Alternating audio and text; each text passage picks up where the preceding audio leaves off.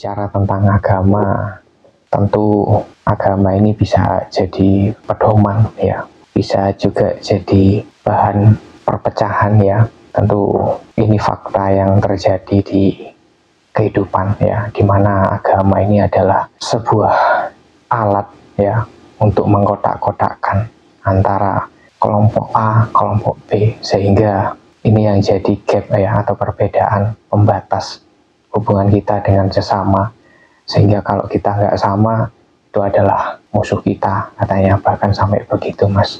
Bahkan juga banyak sekali klaim-klaim yang mengatakan bahwa setiap agama yang mereka anut adalah agama yang paling benar Mas, agama yang diturunkan oleh Tuhan. Nah, kalau menurut Mas Wahyu, pandangan atau pemikiran yang seperti ini kita harus bagaimana sih Mas? Yang jelas tidak akan pernah ada habisnya ketika kita hanya terjebak di keegoan kita, pikiran kita tentang agama. Agama ini harusnya kan kita yakini sebagai sebuah pedoman. Kalau diibaratkan cahaya itu harusnya mampu menjadi terang, mampu menerangi seluruh kehidupan. Karena dengan beragama kita punya pedoman untuk menjalani hidup ini lebih baik, lebih benar. Tetapi pada kenyataannya justru ada banyak orang yang tidak mau memahami itu secara luas.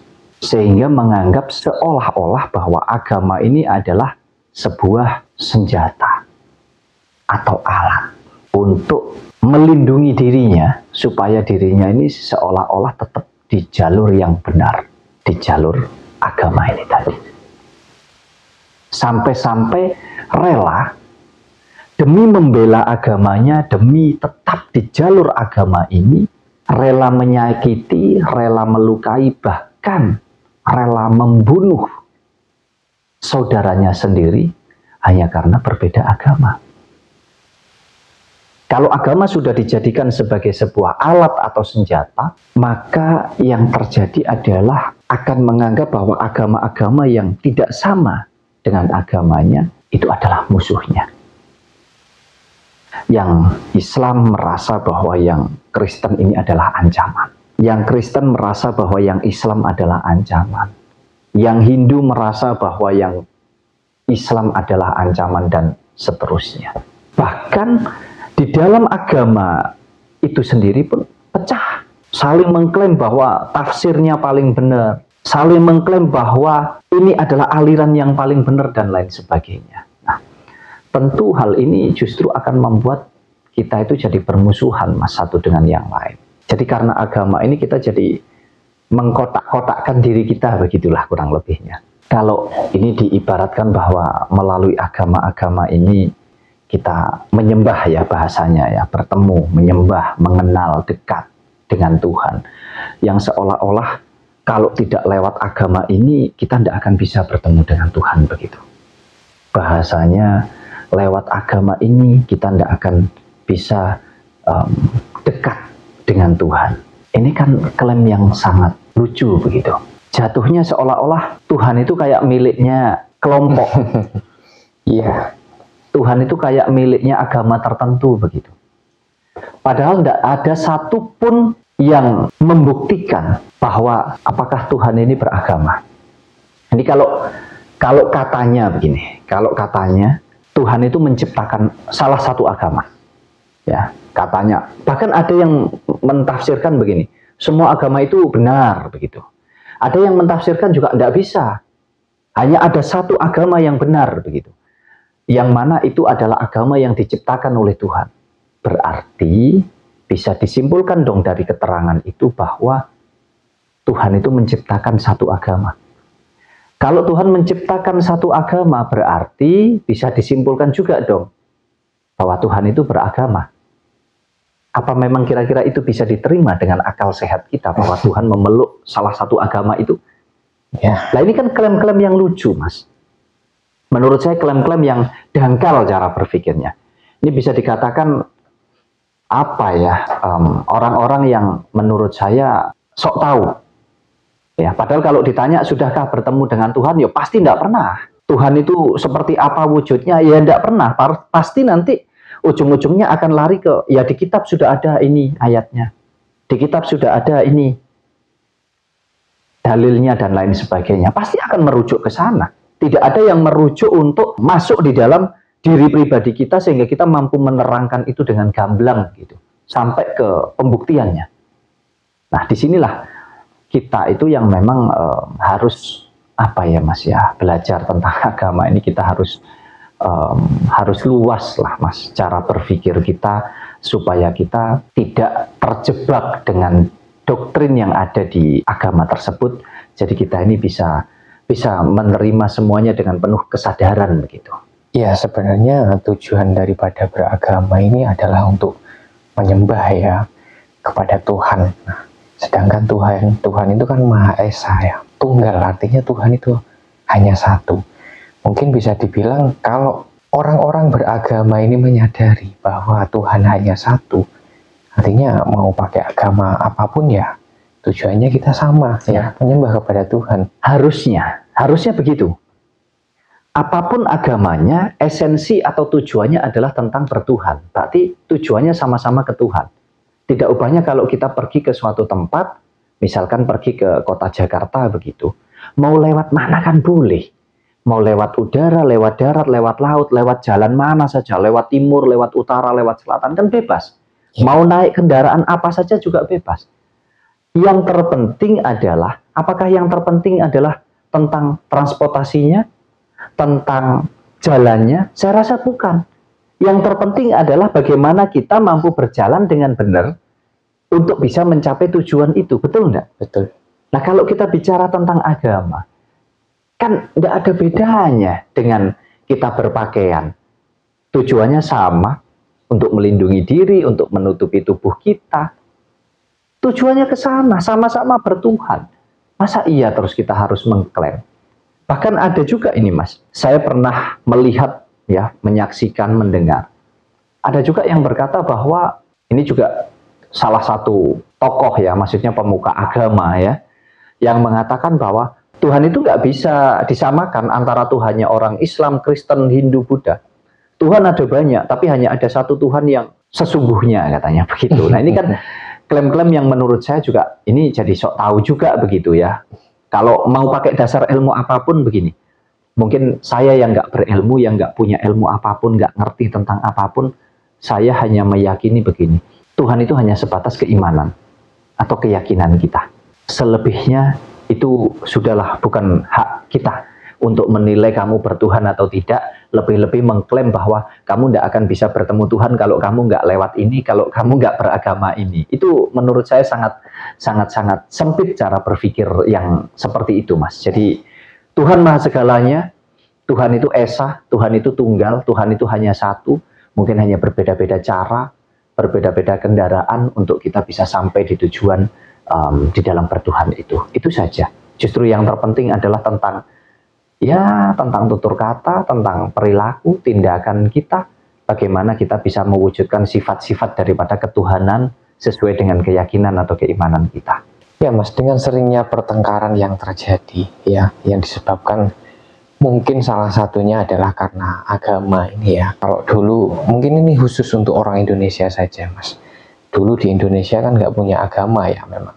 Tetapi bukan nggak punya pegangan hidup ya. Justru orang dahulu itu hidupnya lebih tenang ya secara kehidupan, kemudian bisa lebih menghargai satu dengan yang lain ya, entah itu dengan sesama manusia, dengan makhluk yang lain ya, tumbuhan dan hewan. Itu justru orang-orang dulu itu lebih paham. Nah, dengan masuknya agama ini kok saya melihat apa ya, lebih sering bertengkar adanya Mas Gitu ya. Nah, apakah lebih baik kita kembali seperti orang zaman dahulu Mas, yang tidak usah beragama ya, bukan berarti gak bertuhan ya, kalau kita gak beragama. Nah, apakah kita harus kembali ke zaman seperti dulu Mas, agar kita lebih damai kehidupan kita di negara kita ini Mas?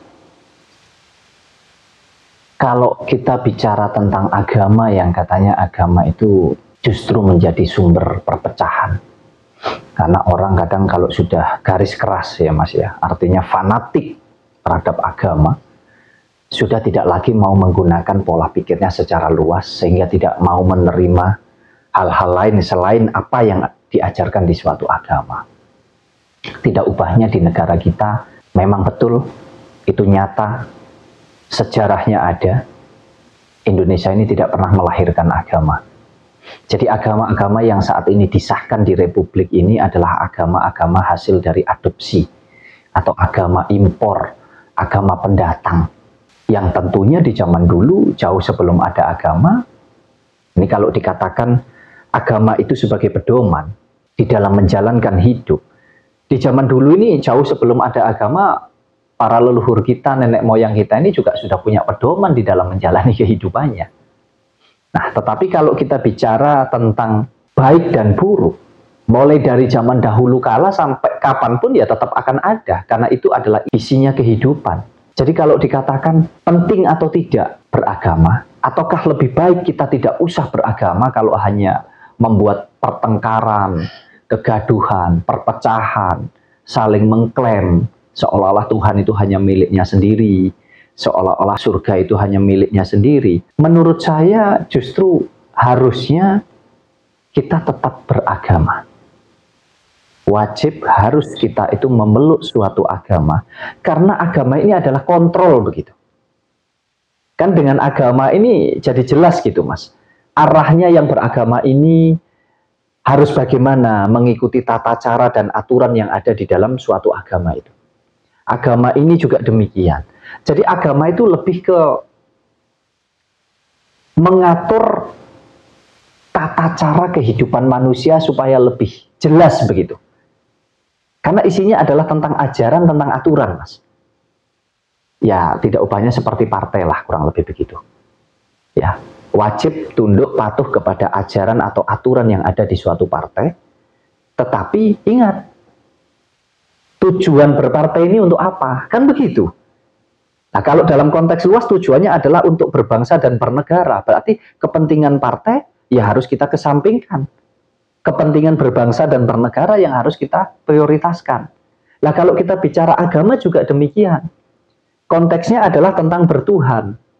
Mempelajari, mengenali, mendekati, bahkan menemui bahasanya. Bahkan menyembah Tuhan. Berarti beragama ini, kalau konteksnya bertuhan, berarti kan luas Tuhan ini. Tentang tumbuhan, pohon, hewan, binatang, tentang sesama manusia. Artinya tentang seluruh alam semesta ini. Berarti lebih penting urusan agamanya atau lebih penting urusan seluruh unsur kehidupan yang ada di jagat raya ini. Itu yang harusnya dipelajari. Jadi kalau buat saya, ya beragama itu penting sekali untuk mengatur tatanan hidup manusia ini. Karena tidak menjamin. Kalau tidak beragama sudah pasti baik begitu, sudah pasti rukun, belum tentu. Kalau beragama sudah pasti pecah begitu, belum tentu juga. Kembali ini kan hanya para orang-orangnya. Bahasanya oknum, pelaku daripada orang-orang beragama ini. Jadi bukan karena agamanya tidak salah. Yang salah itu manusianya. Jadi kalau bisa mengendalikan kita beragama, ini kita jadi lebih terorganisir begitu. Lebih rapi, ya lebih tertib. Nah, ingat, tujuanmu beragama ini untuk apa? Secara sederhana saja, kalau dikatakan agama ini adalah rahmat. Ya. Mampukah kamu menjadikan ajaran agama yang kamu yakini ini menjadi rahmat untuk semua? Jangan hanya untuk agamamu sendiri, betul enggak? Jadi pentingnya itu di situ. Saya secara pribadi tegas mengatakan penting orang beragama. Asalkan memahami konteks agamanya untuk konteks bertuhannya juga. Sehingga ya kalau paham betul, pikirannya luas, nggak sempit, ya akan mampu menerima Mas Yahya dengan kesadaran ini. Bahwa oh ternyata agama itu ada ini, ada ini, ada ini. Kita harus saling rukun, saling mengasihi, saling mengasah juga. Mengasah bukan dalam rangka untuk kita bertengkar. Mengasah dalam rangka untuk kita menambah pengetahuan dan wawasan kita. saling mengasuh, artinya kita saling membimbing, saling mengingatkan satu dengan yang lain. Ini yang nggak mau dipelajari saya rasa, sehingga agama itu ya jatuhnya kalau dipikir secara pendek juga jadi senjata atau alat untuk kita justru saling bermusuhan untuk membedakan satu dengan yang lain, karena dasarnya adalah pemahaman yang sempit, seolah-olah agama yang tidak sama dianggap salah, dianggap sesat, bahkan orang nggak beragama dianggap nggak bertuhan. Padahal ya siapa yang tahu, itu kan urusan keyakinan, urusan keimanan. Nah ini yang banyak di antara kita itu tidak mau memahami ke sana, Mas Yahya.